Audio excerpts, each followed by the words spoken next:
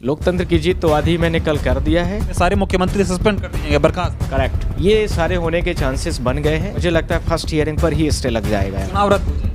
चुनाव रद्द होने के भी तो फाइनल जजमेंट पर है, पर हमारी प्रेयर में वो भी है कि चुनाव रद्द कर दिए जाए तब तक के लिए। फिर उन विधानसभाओं पर, उन पोलिंग लेवल पर फिर से दोबारा चुनाव कराए जाएंगे, और यदि कोर्ट को लगता है तो वो दोबारा जो है तो उन सारी चीज़ों पर री इलेक्शन कराने के लिए पूरी तैयारी करेगी कोर्ट। 2024 के चुनाव के साथ में लोकसभा के हो सकता है कि मध्य प्रदेश, छत्तीसगढ़, राजस्थान की जो स्टेट्स हैं उनमें दोबारा चुनाव होने के आसार आप लोग मतलब बने रहेंगे। मध्य प्रदेश, छत्तीसगढ़ और राजस्थान में फिर से होंगे चुनाव, और जिन तीनों मुख्यमंत्रियों ने अभी शपथ ली है उनको बर्खास्त किया जाएगा।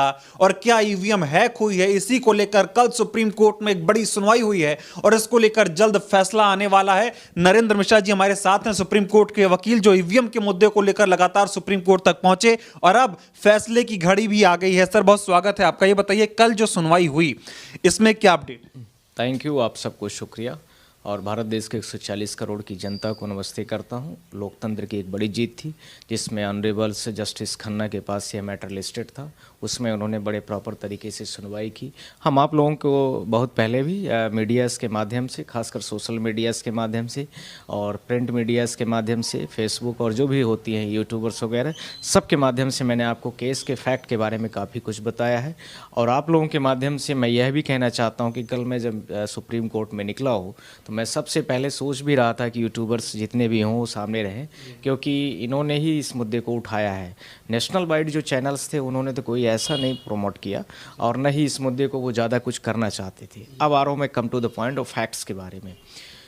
जब हमारे मुद्दे में 4-5 प्रयास थी। सबसे पहला था कि मध्य प्रदेश के जो 15,000 कंप्लेंट पेंडिंग है इलेक्शन कमीशन के पोर्टल्स पर, उनको विदाउट डिसाइड किए हुए इलेक्शन कमीशन के पास किसी भी आर्टिकल्स में, आर्टिकल 324, 325, 326, 327, 329 कोई भी पावर नहीं दिया गया है। तो इसमें कंप्लीट वायलेशन जो हुआ वो 326 का हुआ, जिसमें उसमें लिखा हुआ है कि इलेक्शन कमीशन है, वो इलेक्शन कमीशन के पास पूरा राइट्स है और पावर है कि फ्री और फेयर इलेक्शंस कंडक्ट करे पब्लिक का। दूसरा उसमें इसके साथ में कि जब कंप्लेंट्स पोर्टल में बढ़ने लगी, तीनों ने क्या किया कि जो कंप्लेंट्स जिस पोर्टल में बढ़ रही थी, जिस ऐप के माध्यम से कंप्लेंट रजिस्टर्ड हो रही थी, उसको भी इन्होंने बैन कर दिया, इनरेगुलर्स कर दिया।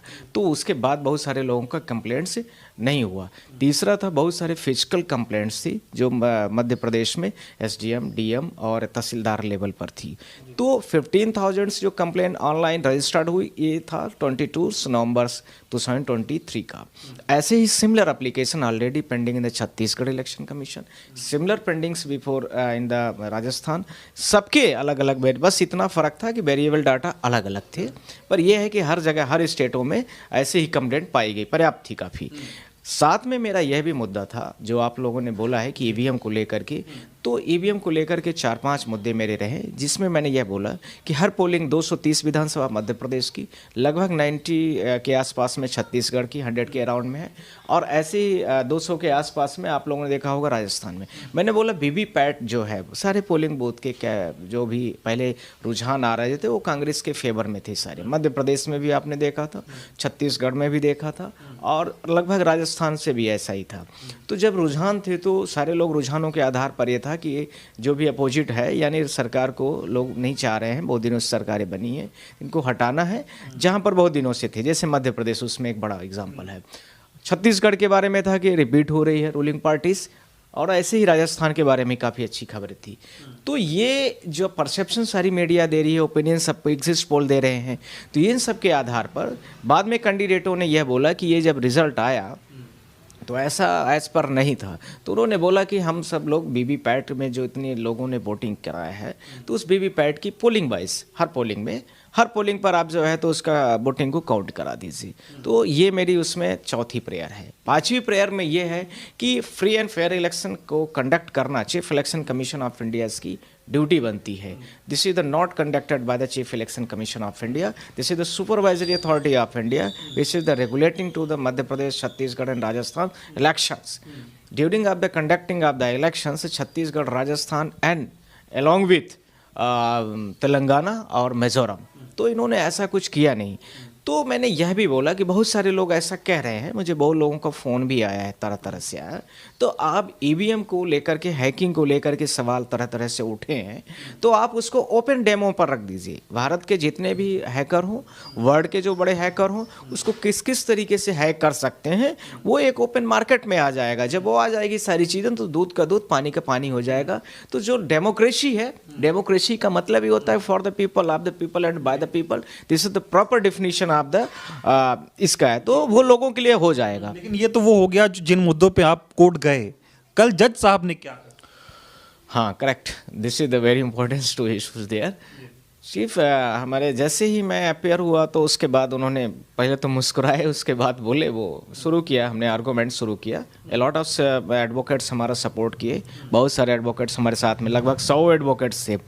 और उसमें सीजीआई मतलब हमारे नेक्स्ट जो सीजीआई साहब है, मिस्टर जस्टिस ऑनरेबल खन्ना ने, उन्होंने बोला, हमने आर्ग्यूट स्टार्ट किया, देयर 15,000 कंप्लेन। हम आर्ग्यूज जो किए उस पॉइंट को बात कर रहा हूँ, फिर ऑनरेबल जस्टिस ने क्या बोला उसको भी मैं आपके सामने ब्रीफ कर रहा हूँ। There is the first point I started there कि 15,000 complaints pending in the portals without deciding of the complaints did not be released the report card of the particular candidate which is the winning. तो वो नहीं होना चाहिए. They have the no any kinds of the power. First, second is a lot of physical complaint be pending before the election commission portals. Not portals. It means on the tables. Online नहीं है, सिर्फ table पर है. Third, उसमें हमने शुरू किया कि वीवी पैट्स को काउंटिंग को लेकर के है. फोर्थ, हमने बोला है कि ये सारी चीज़ें जो है ईवीएम जो रिचार्ज पाई गई 99% जब हम पोलिंग में, और उसका हमारे पास कई सारे करावली विधानसभा वगैरह कई सारे एविडेंस आए थे कि 99% बैटरी चार्ज थी पहले, पर जैसे ही इलेक्शन का वो इलेक्शन ख़त्म हुआ तब 75% बची थी. उनका प्रॉपर रिपोर्ट कार्ड भी है. पर उसके सबसे लास्ट में जिस दिन इलेक्शन का रिजल्ट आया है फिर 90% थी, तो वो कैसे 99%, तो कैसे फिजिकली पॉसिबल है. तो उसमें दैनिक भास्कर ने भी उसमें नहीं छापा. फिर court is directed allowed to the मतलब Madhya Pradesh high court because the lot of complaints he is already written on the judgement dictated to the on the judgement कि 15,000 मैक्सिमम कंप्लेंट मध्य प्रदेश से बिलोंग करती हैं, इसलिए इस केस को मध्य प्रदेश हाई कोर्ट में मैं ट्रांसफ़र कर रहा हूँ. दूसरा, ईवीएम को लेकर के, वीवीपैट को लेकर के. तीसरा, जो 15,000 कंप्लेंट को लेकर के, फिजिकल जितनी कंप्लेंट है वो मध्य प्रदेश छत्तीसगढ़ दोनों स्टेटों को लेकर के उन्होंने सीधा डायरेक्शन दिया है कि इसकी सुनवाई करें. साथ में मैंने यह बोला कि आप इनको बाउंड कर दीजिए कोर्ट को, बिकॉज लॉट ऑफ मैटर भी बहुत सारे मैटर ऐसे होते हैं जो कि 5-5 साल तक चल जाते हैं. तो इसमें सारे जितने भी कंप्लेनेंट हैं एज ए वोटर, तो उन सब की लिबर्टी वायलेट होती है. तो इस तब तक के लिए मैंने यह भी बोला है कि आप जो है तो फर्दर प्रोसीडिंग में इसको बाउंड कर दीजिए. तो उन्होंने बाउंड भी कर दिया है. मतलब जल्दी जल्दी अब सुनवाई होगी इस मामले की, जल्द फैसला आएगा. हाँ, बहुत जल्दी फैसला आ जाएगा. तो कल ये सारी न्यूज़ें जैसे ही पता चली है तो हमसे छत्तीसगढ़ के चीफ मिनिस्टर ने भी बात किया, एक्स चीफ मिनिस्टर ने, मध्य प्रदेश के भी लोगों ने बात कर लिया जो बड़े नेता हैं. तो इसमें ऑनरेबल्स हमारे जो विवेक तनखा जी हैं उनसे भी मेरी बात हुई है. तो इस तरह से सारी बातें लगभग हो चुकी हैं.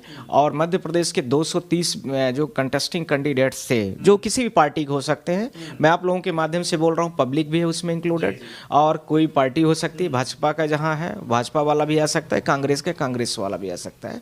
सारे लोग छत्तीसगढ़ राजस्थान के जो जहाँ इश्यूज आए हैं वो सारे लोग आ सकते हैं और इसमें फिर से अपना एफिडेविट फाइल करेंगे और जॉइंटली केस अब रनिंग लगभग डेली सुनवाई होगी, या इसको 1 महीने में कैसे डिसॉल्व करना है, कैसे ख़त्म करना है, ये सारी होंगी. और हम लोग जैसे ही यहाँ मध्य प्रदेश पहुँच रहे हैं तो उसमें हम फर्दर स्टे के लिए भी हम रिक्वेस्ट करें कि इमीडिएट आप तब तक के लिए स्टे कर दीजिए. कल मैं उस समय पर भी बोलने के प्लान में था और कोर्ट से मैं रिक्वेस्ट भी करने वाला था, पर वहाँ पर जो बहुत सारी चीज़ें ऐसी थी इन्वायरमेंट में, कोर्ट ने सीधा डायरेक्शन शुरू कर दिया.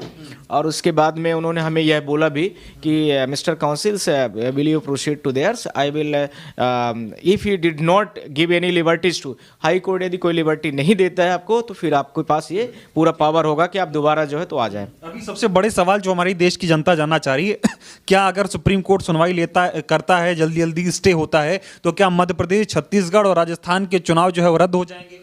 ये तीनों चीज़ें अब आप पूरी पॉसिबिलिटी पर हो जाएंगे और लगभग मान के चलिए कि मुझे लगता है फर्स्ट हियरिंग पर ही स्टे लग जाएगा. चुनाव रद्द हो जाएंगे? चुनाव रद्द होने के भी तो फाइनल जजमेंट पर है, पर हमारी प्रेयर में वो भी है कि चुनाव रद्द कर दिए जाए तब तक के लिए. मुख्यमंत्री बनेंगे उनको बर्खास्त कर दिया जाएगा? हाँ, वो तो उसमें सारे ऑप्शंस खुले हुए हैं। मतलब कि जैसे भजन लाल ने शपथ ले ली है, राजस्थान में शपथ हो गई, छत्तीसगण में सारे मुख्यमंत्री सस्पेंड कर दिए जाएंगे, बर्खास्त। करेक्ट, ये सारे होने के चांसेस बन गए हैं। जितने सारे हमारे during of the high court से जो हमारी सारी चीज़ें विटनेसेस एग्जामिन जो हमारे फैक्ट्स हैं उसके आधार पर जो भी चीज़ें आ रही हैं उसके आधार पर हमारे फैक्ट्स पोलिंग लेवल पर हैं, विधानसभा लेवल पर हैं और पूरे कॉन्स्टिट्यूंसीज को लेकर के हैं। मतलब अगर ऐसा होता है तो साफ हो जाएगा कि ईवीएम है। हाँ, फिर तो सारी चीज़ें मैं आप लोगों के माध्यम से बोल रहा हूँ कि फिर उन विधानसभाओं पर उन पोलिंग लेवल पर फिर से दोबारा चुनाव कराए जाएंगे और यदि कोर्ट को लगता है तो वो दोबारा जो है तो उन सारी चीज़ों पर री इलेक्शन कराने के लिए पूरी तैयारी करेगी कोर्ट। तो ये ऐसा भी हो सकता है, मैं आप लोगों के माध्यम से यह बोलना चाह रहा हूँ कि 2024 के चुनाव के साथ में लोकसभा के हो सकता है कि मध्य प्रदेश, छत्तीसगढ़, राजस्थान की जो स्टेट्स हैं उनमें दोबारा चुनाव होने के आसार आप लोग मतलब बने रहेंगे। मतलब ईवीएम हैक हुई है ये साबित हो जाएगा। ईवीएम हैक होने के लिए मैंने ऑप्शन आपको बता दिया है कि प्रीमियम तरीके से मैंने ऑनरेबल कोर्ट्स में उसमें डायरेक्शन के लिए भी बोला है कि आप पूरा जो है तो पोलिंग लेवल पर वीवीपैट को वेरीफाइड करा दीजिए हर पोलिंग पर। सवाल एक ये भी है कि क्या अब अगर ईवीएम ये स्टे लगता है, 3 बड़े राज्य हैं, अगर उनमें फिर से चुनाव होते हैं, मुख्यमंत्रियों ने शपथ ले ली है, उनको बर्खास्त किया जाता है, तो क्या फिर से ईवीएम पे चुनाव होगा या बैलेट पेपर पे? ये हमारी डिमांड है कि आप जो है तो बैलेट पेपर पर करिए। बैलेट पेपर पे चुनाव करेक्ट, हाँ होना चाहिए, क्योंकि जिस चीज़ों को हम आप हर पब्लिक समझती है वैसे करने में ज़्यादा इजी। इलेक्ट्रॉनिक मोड में कुछ चीज़ों को हम भी कंफर्ट नहीं फील करते, आम जनता भी नहीं करती, और जो गरीब जनता है बेचारी जो अनपढ़ है, जब हम और आप इलेक्ट्रॉनिक डिवाइस के बारे में बहुत कुछ नहीं जानते हैं और हमें आपसे ही आकर के election commission of India challenge करती है, तो वो सारी चीज़ें यदि हमें नहीं समझ में आ रहा है तो आप उसको ना हमें कॉन्फिडेंस में लो।